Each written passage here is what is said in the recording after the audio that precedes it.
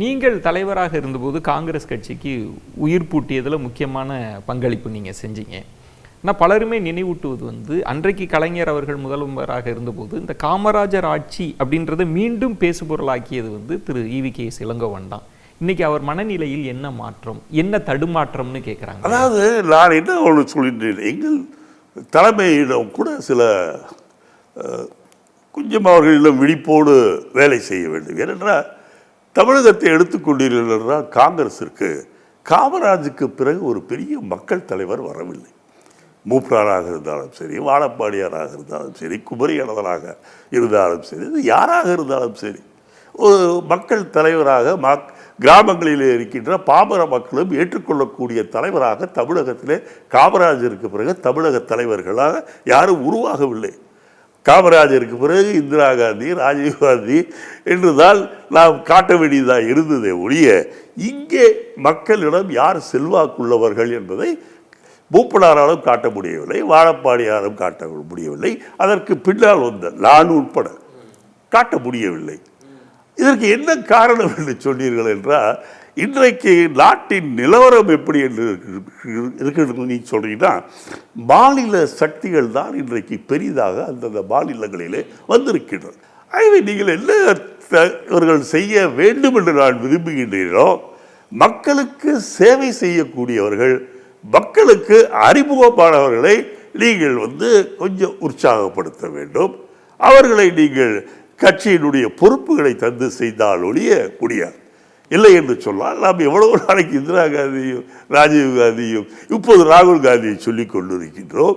இருந்தாலும் மாநிலத்தில் மக்களுக்கு அறிமுகமான சிலரை நீங்கள் தேர்ந்தெடுத்து அவர்களுக்கு நீங்கள் கட்சியை வளப்படுத்து என்று சொன்னால் அதை ஏற்றுக்கொள்வார். ஒரு வசீகரமான ஒரு செல்வாக்குள்ள தலைவரை கொண்டு வசீகரமான செல்வாக்குள்ள மக்களுக்கு அறிமுகமான மக்கள் நல்லபடியாக வர வேண்டும் என்று உண்மையாலும் நினைக்கின்ற சக்திகளுக்கு மேலிடம் ஆதரவு தர வேண்டும். ஆனால் இப்போ நீங்கள் ஒரு இடம் நுணுக்கமாக சொன்னீங்க, மேலிடமே அதை கொஞ்சம் கவனமாக இருக்கணும். நான் ஏன்னா எப்பவுமே அது தேசிய கட்சிகள் எல்லோருக்குமே அந்த சங்கடங்கள் இருக்கின்றன. ஆனால் மக்கள் ஏற்றுக்கொள்ளக்கூடிய தலைவர்களை நீங்கள் ஊக்குவிக்க வேண்டும். மாறாக டெல்லியிலேயே சுற்றி கொண்டிருப்பவர்கள், தலைவர்களையே சுற்றி கொண்டிருப்பவர்களுக்கு நீங்கள் பதவி கொடுக்காமல் தமிழகத்தில் மக்களை சுற்றி கொண்டிருப்பவர்கள், மக்களுக்கு அறிந்தவர்களை தலைவராக அல்லது பொறுப்புகளை கொடுத்தீர்கள் என்றால் தமிழகத்திலே கட்சி வளர்வதற்கு அது சாத்தியம். அதிமுகவும் காங்கிரஸ் வருவாங்கன்னு எதிர்பார்ப்புகள் எல்லாம் வெளிப்படுத்தினாங்க. அது வர முடியாது. அதிக இடங்களை கூட தருவோம். நீங்க எவ்வளவு நீங்க பாதிக்கு பாதி கொடுத்தா கூட இல்லை. ஒரு காலத்தில் திராவிட முன்னேற்ற கழகமும் காங்கிரஸும் போட்டி போடும்போது நீங்கள் 234 தொகுதியும் பாதி பாதியாக தான் பிரித்து கொண்டு நின்றோம். எல்லாயிற்று காங்கிரஸ் திமுகவை தோற்கடிச்சது, திமுக காங்கிரஸை தோற்கடிச்சது. அதனால எண்ணிக்கை முக்கியம் அல்ல, வெற்றி தான் முக்கியம். அப்போ ADMK காங்கிரஸ் தானே ஒரு நேச்சுரல் அலைன்ஸ்னு சொல்லுவாங்க. இப்போ அப்படி இல்லைன்னு சொல்லி எம்ஜிஆர் இருக்கும் போது அப்படி இருந்தது. ஏனென்றால் எம்ஜிஆருக்கும் இந்திரா காந்திக்கும் இருந்த உறவு, எம்ஜிஆருக்கும் ராஜீவ் காந்திக்கும் இருந்த உறவு என்று அப்படி இருந்தது. அது ஜெயலலிதா பீரியட் காலத்திற்கு பிறகு அந்த உறவு என்பது சரியாக வரவில்லை. ஏனென்றால் ஜெயலலிதாவை பொறுத்தவரையில் ஒரு மோடிக்கு 10 மோடி அவர் சமம், அவ்வளவு சர்வ அதிகார தன்மை படைத்தவராக இருந்தார். யாரையும் மதிப்பதில்லை, சோனியா காந்தியை கேவலமாக பேசினார். இப்படி பல விஷயங்கள் அவர் செய்த காரணத்தால் காங்கிரஸுக்கும் அதிமுகவுக்கும் முன்பு எம்ஜிஆர் காலத்தில் இருந்த உறவு இல்லை.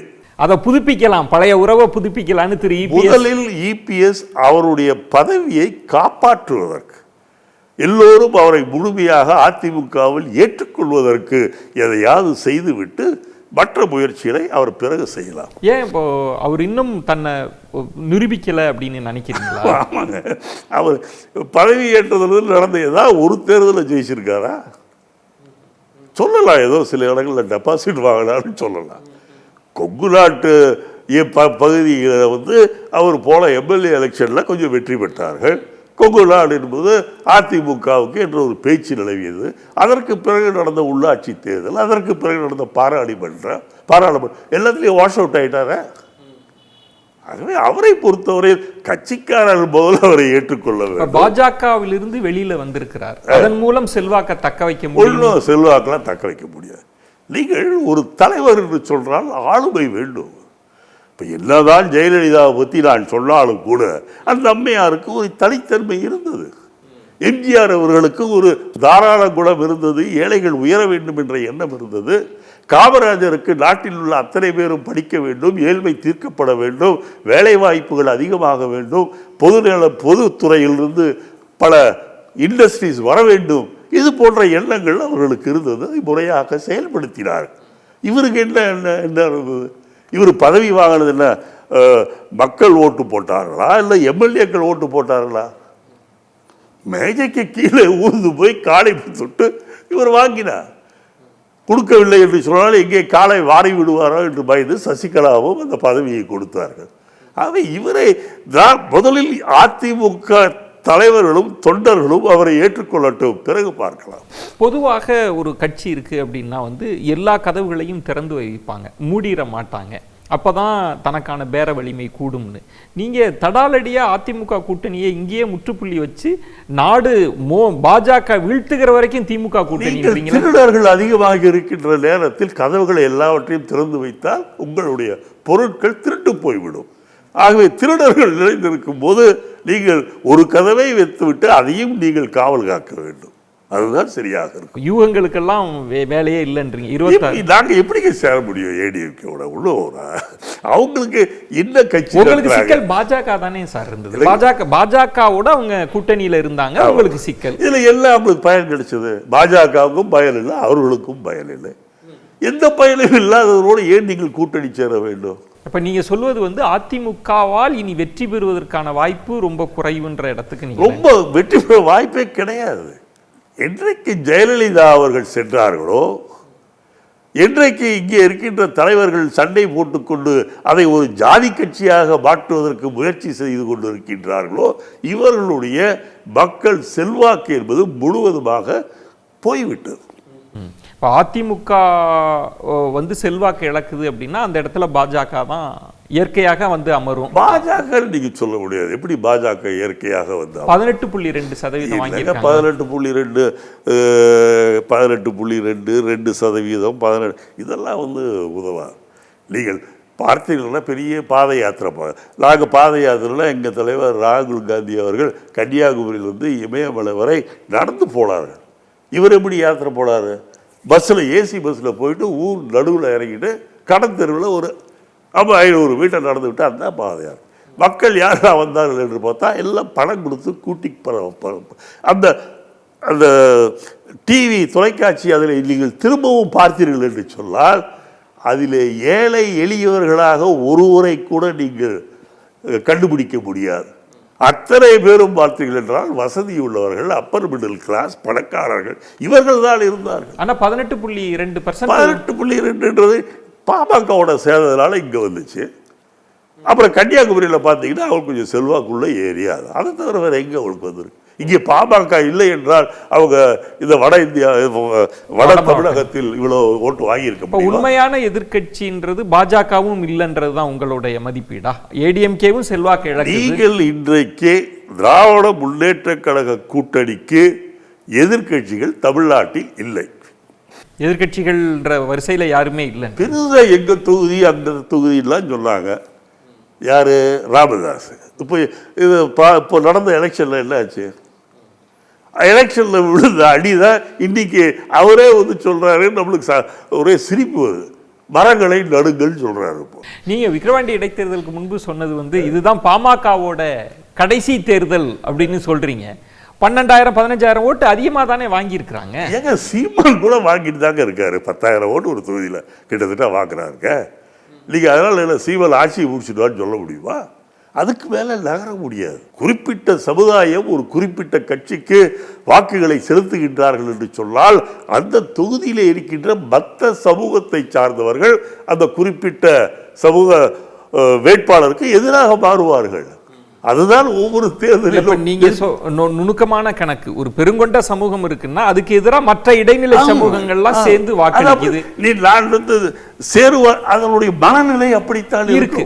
அது ஒரு கணக்கு, தேர்தல் கணக்கு, சோசியல் இன்ஜினியரிங்ல அப்படி நடக்குது.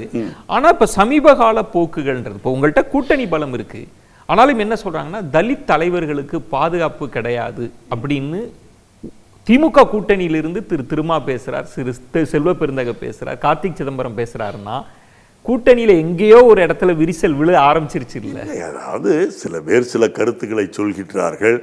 கார்த்திக் சொல்வதில் அர்த்தமே கிடையாது. ஏனென்றால் அவர் அதை சொல்வதற்கு லாயக்கற்றவர். ஜெயக்குமார் கொலையில கூட இன்னும் யாரையுமே கைது பண்ணாம, ஜெயக்குமார் காங்கிரஸ் இவரா மாவட்டத்தில் இன்னும் யாரையும் கைது செய்யல. அப்படி நீங்க சில கொலைகள்லாம் எடுத்தா இப்போ 100 கொலை நடந்துன்னு வைங்க, ஒரு 95 கொலைகளை கண்டுபிடிக்க முடியும். 5 கொலை சம்பவங்கள் யார் செய்தார்கள் என்று கண்டுபிடிக்கவே முடியாது.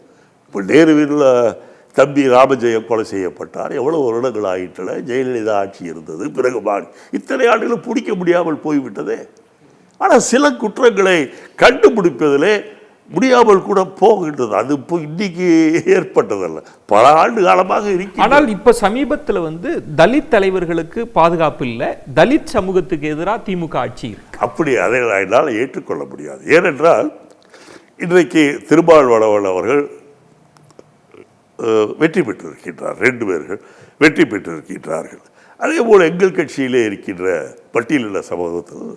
ஆகவே இந்த தேர்தலிலே 40 தொகுதிகளிலே எங்கெங்கே தாழ்த்தப்பட்டவர்கள் பட்டியலின மக்கள் நிற்க முடியுமோ அங்கெல்லாம் நிறுத்தப்பட்டு வெற்றி பெற்றிருக்கின்றோம். ஆகவே பட்டியலின மக்களுக்கு எந்த இடையிலும் திராவிட முன்னேற்ற கழகத்தால் இன்னொன்று எடுத்துங்க, முதலெல்லாம் கலைஞர் காலத்துக்கு முன்பு பட்டியலின மக்களுக்கு ஊருக்கு ஒதுக்குப்புறமாக காலனி கட்டப்படும். ஆனால் கலைஞர் காலத்தில் தான் பெரியார் சமத்துவபுரம் என்று சொல்லி எல்லா ஜாதியை சார்ந்தவர்களையும் ஒரே இடத்தில் அமைக்க ஏற்பட்டு அந்த திட்டம் வெற்றிகரமாக நடந்து முடிந்திருக்கின்றது.